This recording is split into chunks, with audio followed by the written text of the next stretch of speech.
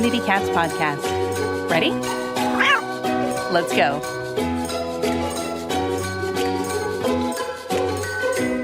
Welcome to the Community Cats podcast. I am your host, Stacy LeBaron. I have been involved helping homeless cats for over 20 years with the Merrimack River Feline Rescue Society. The goal of this podcast is to expose you to amazing people who are improving the lives of cats. I hope these interviews will help you learn how you can turn your passion for cats into action. Today, we are speaking with Diego Alves. Owning a pet can be overwhelming and expensive, from how to potty train a particular dog breed to identifying ticks and fleas to finding reliable pet care. This is especially daunting since many often rely on word of mouth, which can be unpredictable. One of these overwhelmed pet owners was Diego Alves, the founder and CEO of Pet&Tie. Diego says, I would spend hours online searching through forums on how to train my dog to stop chewing on my shoes or which flea medications actually worked. For those who have limitless time, the World Wide Web is an ocean of ideas. However, most people row in the boat in a job all day would much rather come home to an easy, straightforward solution. This is precisely why Diego launched Pet&Tie, the social network exclusively for pets. All one needs to do is download the Pet&Tie app. There, they can post pet selfies, share stories, find free pet sitters, even report a missing pet, and much, much more, all in one place. At the end of the day, it's all about our loyal pet companions. Joining the social network for pets is just one step closer to broadcasting our pet pride and ensuring the protection of our best friends. Diego, I'd like to welcome you to the show. Thank you, Stacey. I'm very happy to be here. Pet&Tie, what a wonderful new project. Can you tell me a little bit about how the process or how the application got started? So I'm a pet owner myself, and as a pet owner, I understand that taking care of a pet is a big responsibility. Pets rely on the owners to provide the best for them, and I had many problems to find the right product and service for my pet. And find the right product and service takes time and money. And I didn't find any community or any app or any website that could connect me with other pet owners near me where we could help each other, exchange information, and save money and time. So being frustrated, I didn't find the solution that I needed. So I decided to create the project, and that was how Pet&Tie was born. And when did that happen? When did you have all this frustration? So that was last summer. I was trying to go away and I didn't have anyone to watch my dog. And all my neighbors and close friends were also traveling. That's what happens in the summer. Most people are traveling and going to places. So it's really hard to find someone to take care of your pet. And you cannot just leave your pet with someone that you don't really know or you never met before. It's really hard because pets are like family members for most of us. So after a lot of research and doing some interviews and surveys, in August, I created Pet&Tie. And we changed, since we started the project, we changed many things to be able to deliver a better app, a better service to pet owners. But it has been over a year now that we started this project. So first was the plan, how everything would work, all the frameworks, and then I had to find the developers. And of course, that's very expensive. As you can imagine, developing an app, it is expensive. So I actually spent my own money initially to develop the app. And now we are close to the final version. That's excellent. And I mean, looking at the website and through the app, there are many, many components. It's not only about how to find a dog sitter or a pet sitter. And I would thank you for including cats in on this project. It has components of, as you said, finding different resources. If there is a missing pet, you are able to email alerts out to folks that are in the area, so that then I just think that's an incredibly dynamic tool to be able to notify the community that there is a missing pet and that people should be on the lookout for that cat, dog, bird, or bunny. And it's a wonderful social network, and it actually amazes me we don't have something like this already. So thank you for being the brains behind it. Did you have experience in putting together something like this before starting this project?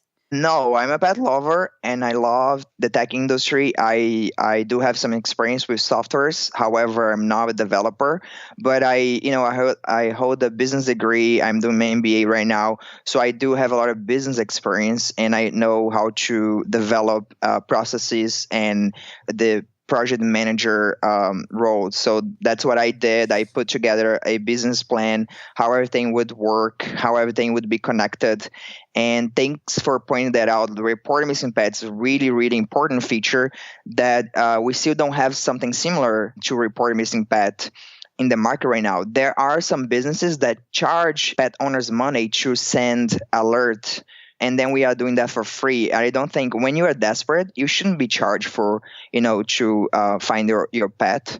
So we want to help people, and the report missing pet enables, if you ever lose your pet, you can send alert right on the app. Everyone near you receives the alert on the app, and the alert goes also on Facebook and Twitter at the same time.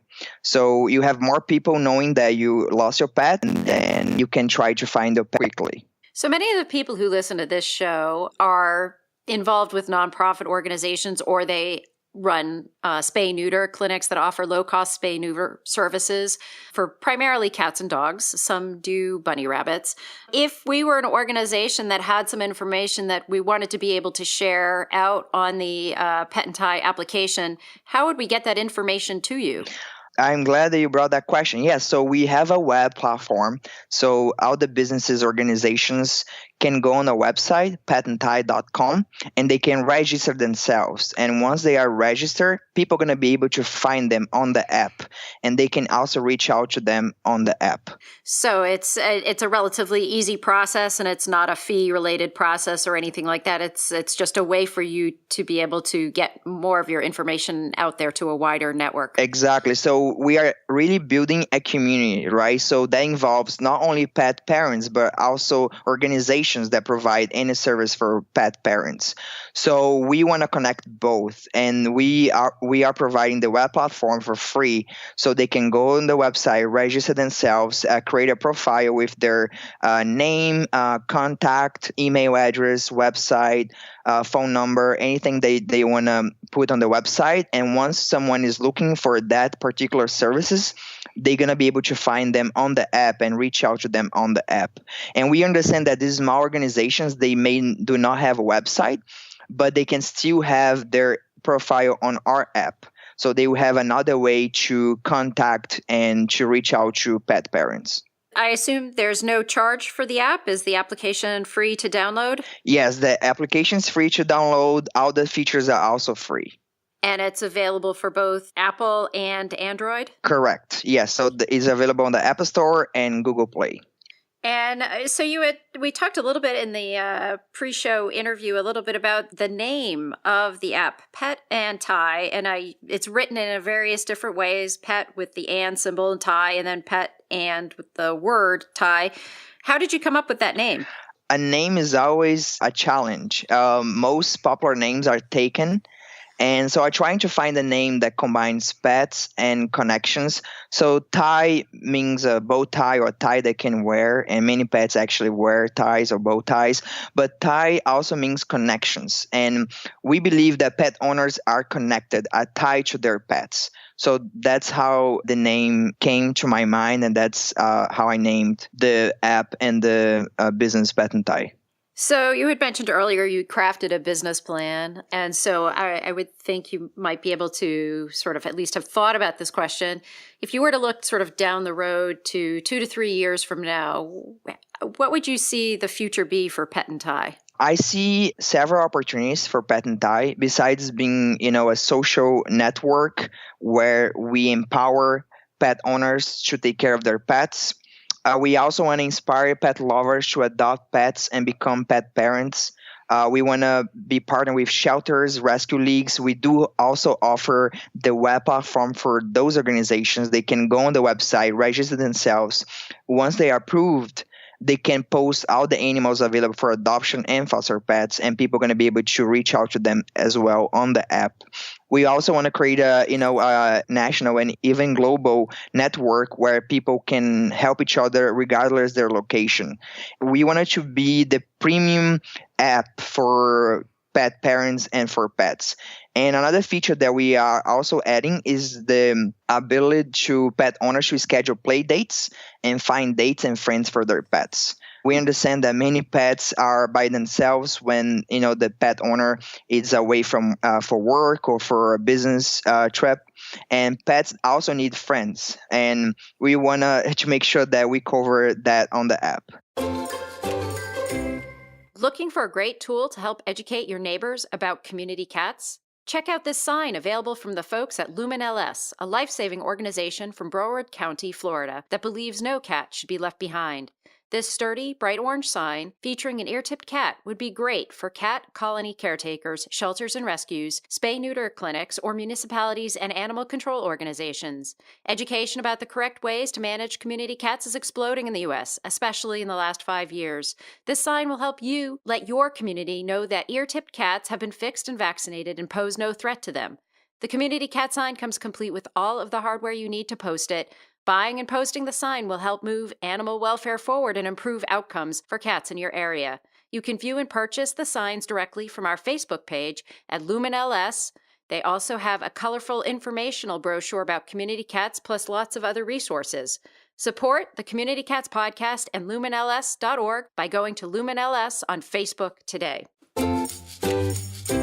Another feature, I don't know if there's a mapping feature in this application in any way, but I know with folks that have dogs in cities, there's a lot of concerns about like dog parks and, where can you find those places? Is there any sort of a feature about how people can find those, or would that be listed as a category and you would search for that? Yes, we on the search feature of the app, as we grow and we get more information on the app, we will be adding more options on the search feature.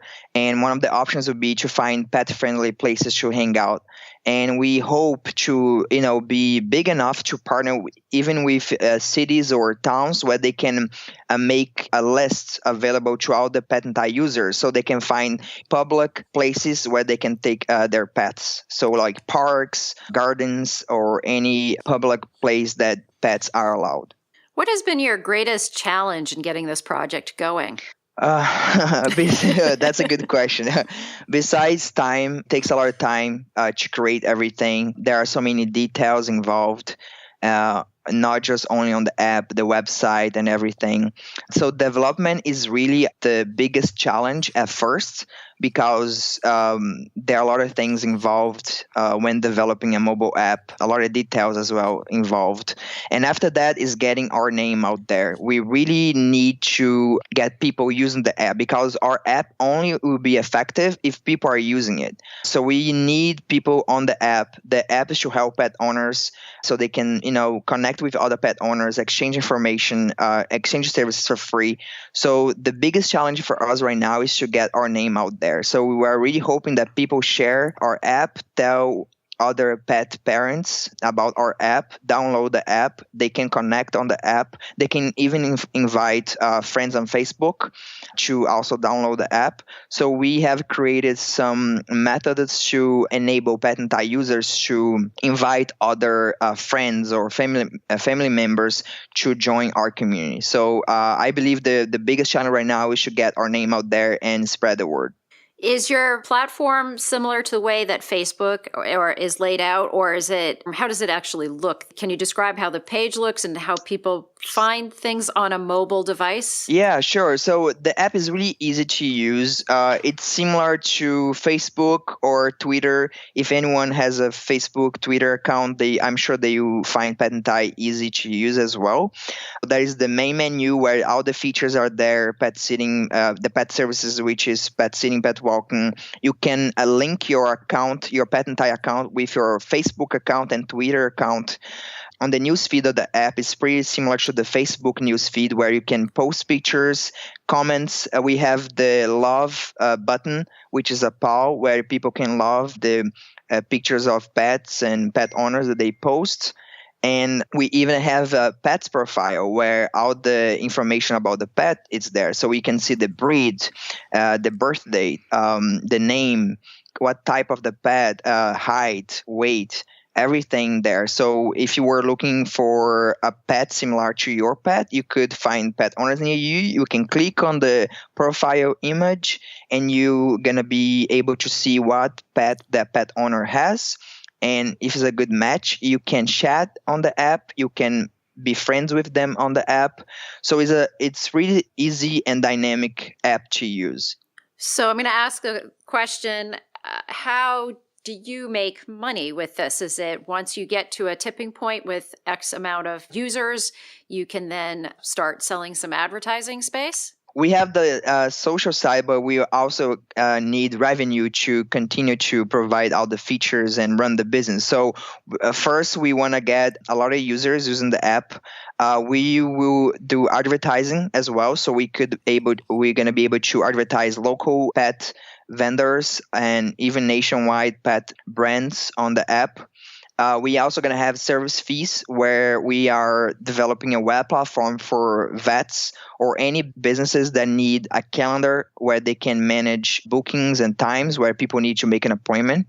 So people will be able to also make appointments on the app. So if you need to take your pet to the vet, or if you need a grooming service or any service that appointment is needed, if the vendor is a partner with us, people are going to be able to make the appointment on the app, and then we will charge a small fee for that. I keep on hearing so much about the Facebook algorithms and, the organic versus paid feed and all that stuff. So yeah, I'm sure you're very aware of that. So you have to be careful about what gets into your feed versus what doesn't. Absolutely, yes. And we want to make sure that we work with good brands and good vendors because we want to keep our app clean and smooth for everyone.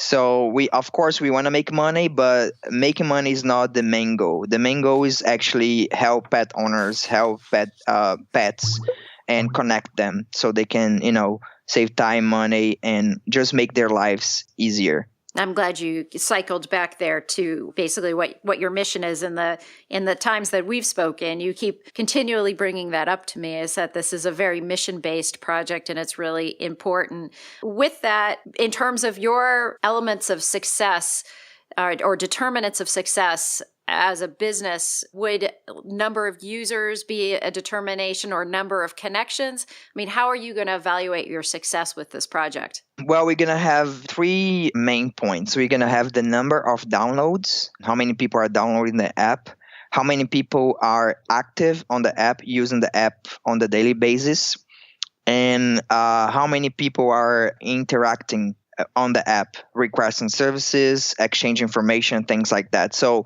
downloads and active users are the most important point. So we hope to get to grow exponentially as people find out about our app and about our services. So that's the measurement points that we are looking at. So, Diego, if there are folks interested in downloading this app, how would they do that? It's very easy. So you can go on our website, petandtie.com, click on the App Store's link. However, a device you have, you're going to find the link there to download the app directly from the App Store. You can also go on our Apple Store or Google Play and search for Pet and Tie. Remember, just do PET space AND space TIE. And then you should be able to find it. And as I said, the app is free to download and also free to register. And is there anything else you'd like to share with our listeners today? Yes, please download the app, register yourself, spread the word, like us on Facebook, follow us on Twitter. We are posting cute videos every day, cute pet videos. We also are going to run a contest, a selfie contest for pet parents. So we're going to post more information about that contest next week. But the idea is you're going to take a selfie with your pet, and the picture that gets more likes will get a gift card.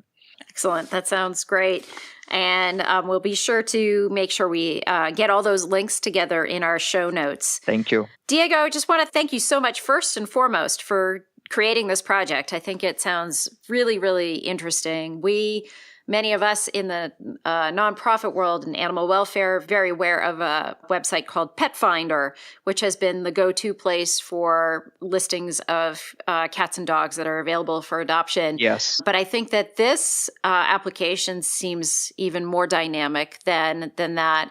And it can help an organization and an individual sort of working in the same marketplace, so to speak, being able to promote the cats and dogs that are available for adoption, as well as birds and bunnies and turtles and all the other animals that are out there. So I want to thank you so much for taking this project on. You're probably 10% into the process of this. You're going to run into a few bumps in the road, I'm sure, but it sounds like you have the determination to continue on and make this a success. So yes, I really appreciate that very much. Thank you. And so thank you so much for being a guest on this show, and I hope we'll have you on in the future. Yes, Stacey, thank you so much for having me. I'm really glad that you invited me.